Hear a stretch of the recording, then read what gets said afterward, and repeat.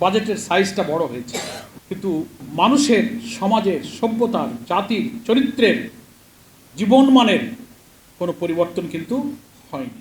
স্বাধীনতার ৫৫ বছরে বাংলাদেশের যতগুলো বাজেট পেশ করা হয়েছে, পর্যালোচনা করলে দেখা যায় সে বাজেটগুলো ছিল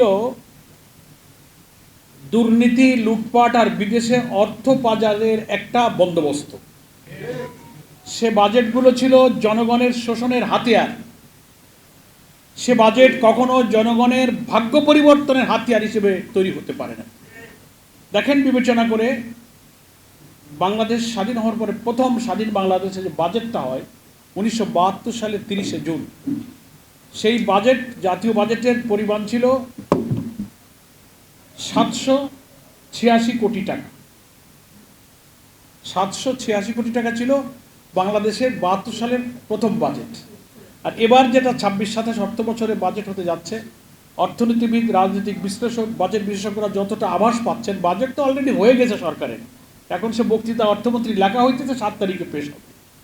ভেতর থেকে আমরা যা খবর পাচ্ছি, প্রায় 9,33,000 কোটি টাকার বাজেট এবার পেশ হবে। তাহলে 786 আর 9,33,000 কোটি,